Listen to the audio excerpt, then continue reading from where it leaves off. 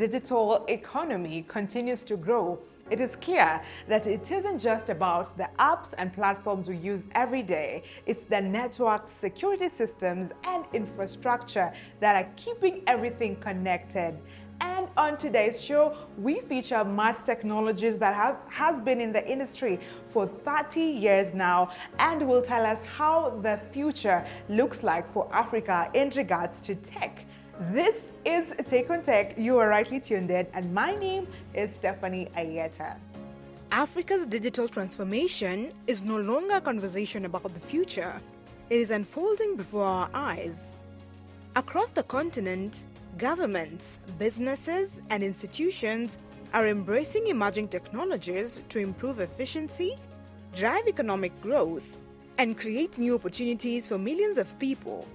At the center of this transformation is artificial intelligence, a technology that is rapidly reshaping industries from agriculture and healthcare to education, manufacturing, and financial services.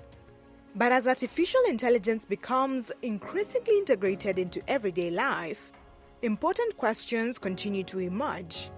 How can countries harness its immense potential while protecting citizens from cyber threats, misinformation, and misuse? How can governments ensure that innovation is inclusive and benefits everyone, regardless of where they live or their socioeconomic status? This was some of the key issues under the discussion in Nairobi, where Kenya partnered with the Common Market for Eastern and Southern Africa, COMESA, to deliberate on harmonizing regional artificial intelligence policies and promoting digital inclusion across member states. For COMESA, the objective is straightforward: to develop common standards and regulatory framework that allow member states to adopt emerging technologies at the same pace, ensuring that no country is left behind as the digital economy continues to evolve. Artificial intelligence has already demonstrated its potential to increase productivity across numerous sectors. In agriculture, AI is helping farmers make better decisions through precision farming and predictive analytics. In healthcare, it is improving diagnostics and patient care, while in education, it is creating personalized learning experiences. Industries are increasingly relying on automation to improve efficiency, reduce operational costs, and enhance productivity. However, alongside these opportunities come significant risks. The rapid growth of artificial intelligence has also created new challenges around cybersecurity, data privacy, misinformation, and ethical use.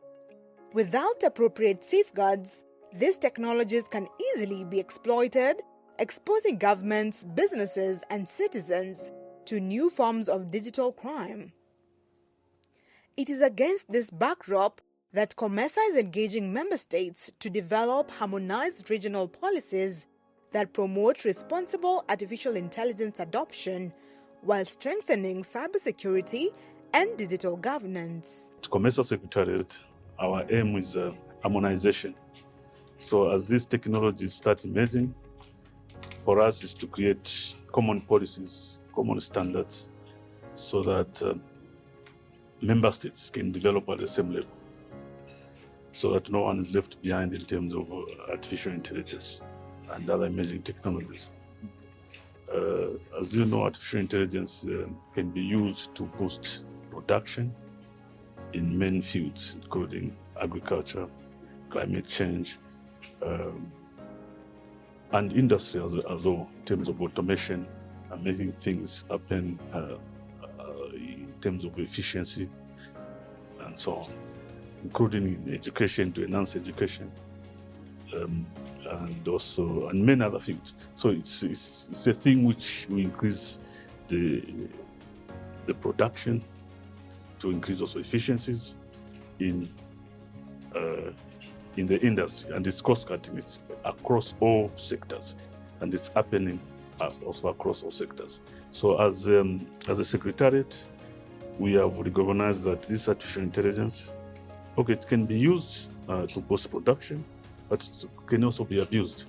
So we are trying also to promote the safe use of this AI. So the purpose of this workshop is just to come to Kenya to see how is Kenya doing in this field of artificial intelligence, emerging technologies, and also in digital inclusion. So that when we shape up these regional policies and regional strategies, we have input from member states. We are very happy to be in this collaboration with COMESA to promote AI and digital inclusivity. As we know, Kenya is a leader in terms of digital transformation, and AI has come in very strongly. One of the issues we have is that without a proper regulatory framework, then you find that there are people who are taking advantage of others.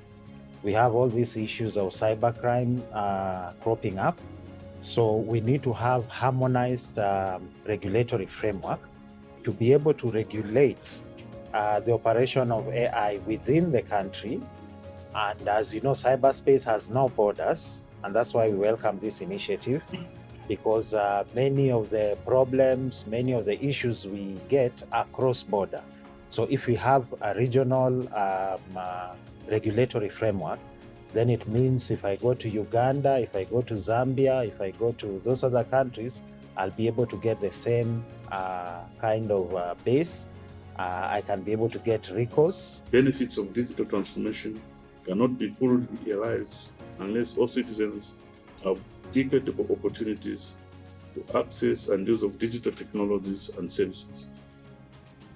For this reason, digital inclusion is a central pillar of the IDEA program and of COMESA broader vision of regional integration and socio-economic development. COMESA envisions a digital inclusive region where citizens, regardless of gender, age, disability status, geographical location, income level, or social background, can have access to affordable, safe, and meaningful digital opportunities that contribute to improved livelihoods, economic participation, and sustainable development. Kenya's experience in digital financial services demonstrate how technology can drive inclusion and expand economic opportunities, offering valuable lessons for regional digital transformation. As we deliberate over the coming years, we encourage participants to reflect on how similar innovations can be scaled up and adapted across the region to advance inclusive digital transformation and reduce digital inequalities. As policymakers work toward creating enabling regulatory environments, the private sector continues to invest heavily in technologies that will define Africa's digital future. To better understand how businesses are responding to this rapidly evolving landscape, we spoke to Moiz Maloo, the Managing Director of Mart Networks Group, one of Africa's leading enterprise technology solutions provider. According to Maloo, the continent is witnessing unprecedented demand for enterprise technologies that improve operational efficiency while protecting organizations against increasingly sophisticated cyber threats. From its beginnings as a networking distributor, Mart Networks has evolved into a comprehensive technology solutions provider, offering cybersecurity, cloud computing, artificial intelligence as a service, unified communications, video collaboration, and industrial automation solutions. Among these technologies, cybersecurity is expected to become one of Africa's fastest growing sectors over the next 5 years. As organizations accelerate digital transformation, protecting sensitive information and critical infrastructure has become more important than ever before. Cybersecurity is going to grow, definitely. So away from the traditional cybersecurity where somebody has an antivirus and a firewall, if we look at it from a perspective of your own building or your own house, at the beginning you might have one gate and one askari. And then you realize you need CCTV cameras, and then you have access controls, you have grills. So cybersecurity is very similar. For a layman to understand, there is more than 20 or 30 different solutions.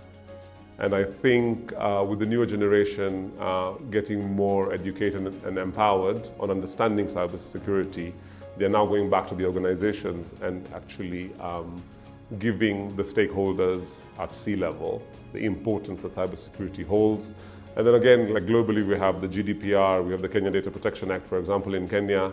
This also forces organizations to adopt cybersecurity due to governance and compliance. Kenya's Data Protection Act and similar regulatory framework emerging across Africa are encouraging organizations to strengthen their cybersecurity capabilities while promoting responsible data management. I think most organizations, again, it depends on the organization. If you have a bank or you have Safaricom, these people have a lot of money, a lot of data, like for example, M-Pesa.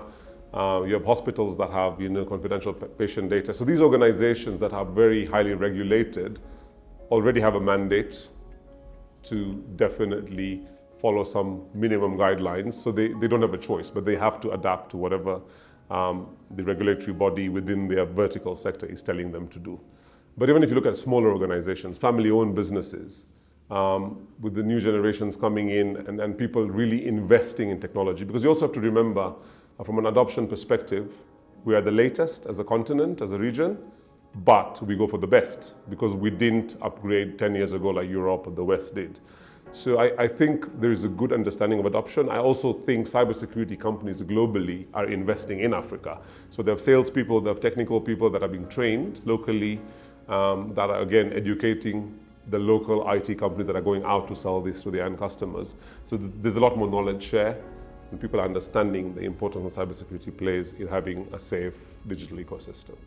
Increased awareness among younger technology professionals is also contributing to stronger cybersecurity adoption across industries. Artificial intelligence is equally expected to play a defining role in Africa's economic future.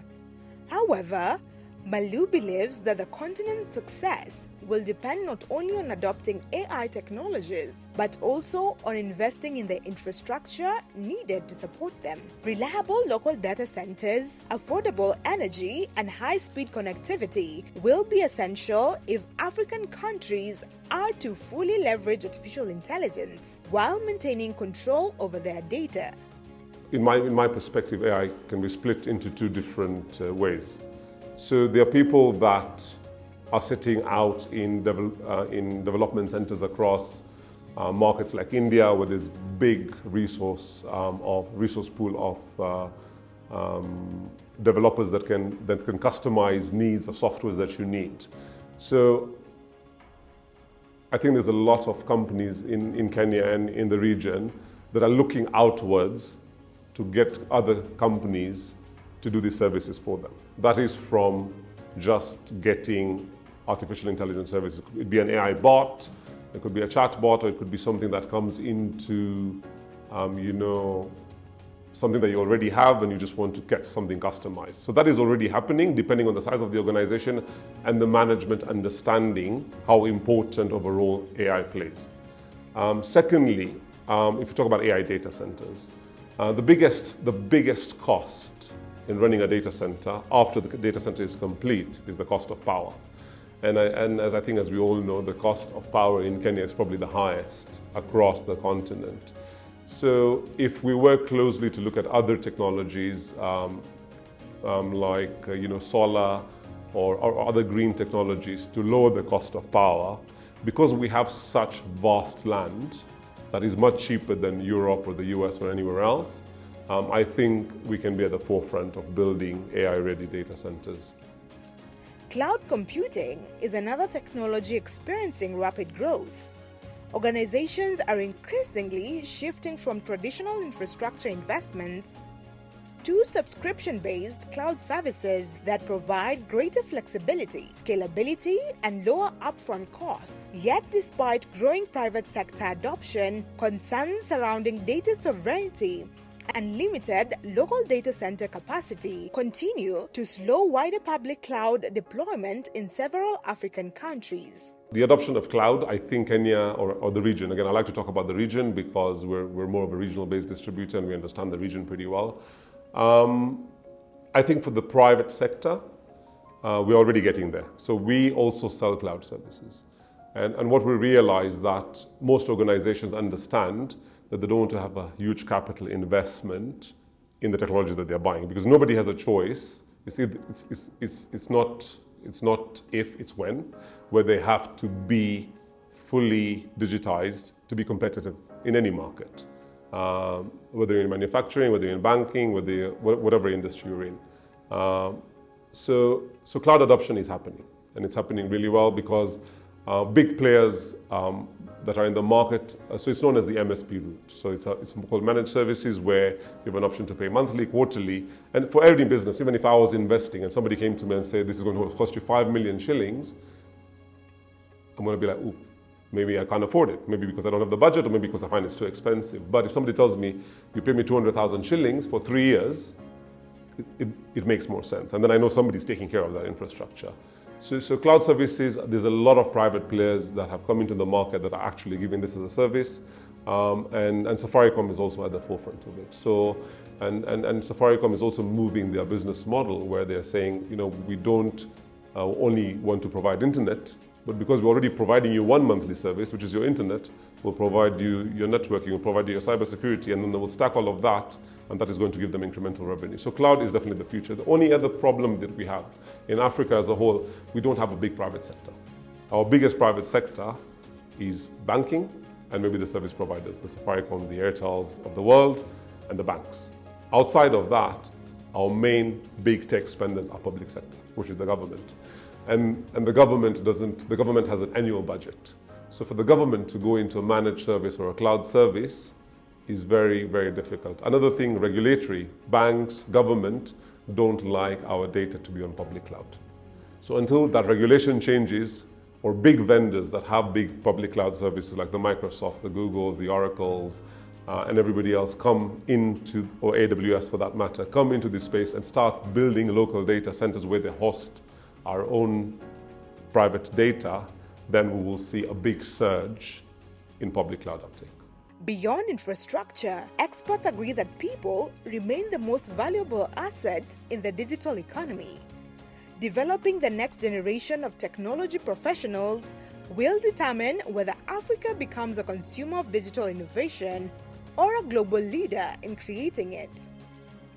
We have, number one, a great responsibility from our higher education, first of all, to get these young guys coming into technology. So whether it's people who can't afford to go to university after they finish their KCSE and they finish their high school, there should be places where they can just go and learn about technology.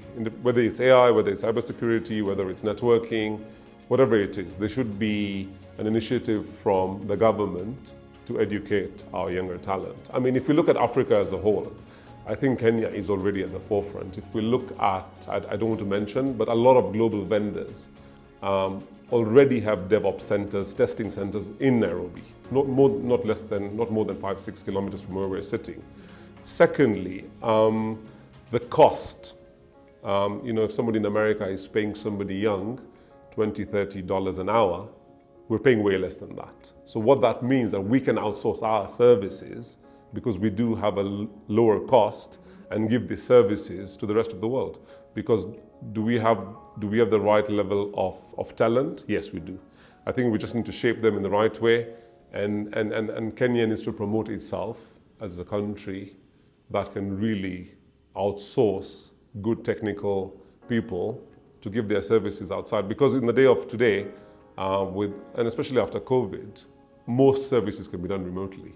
So not only that, I think we already have an amazing talent pool, but also that we're only using our talent pool locally. If you look at a country like India, they have if you look at the whole of the Silicon Valley, everything's being run by an Indian. So why can't the same thing be done from Kenya? Because I don't think we lack, it's just a matter of just spending more time and creating a good roadmap to take this younger talent to the next level. As Africa accelerates its digital transformation journey, success will not be measured solely by the technologies adopted, but by the strength of the policies that govern them, the infrastructure that supports them, and the people empowered to use them. You have heard it and now you know it. The future of technology isn't just what you see on the screens. It's the networks and infrastructure that play a big role behind the scenes. Tell us what you think about this at Take on Tech, KBC Channel 1. My name is Stephanie Yeta and I will see you next week, same time, same place. Until then, stay curious, keep innovating.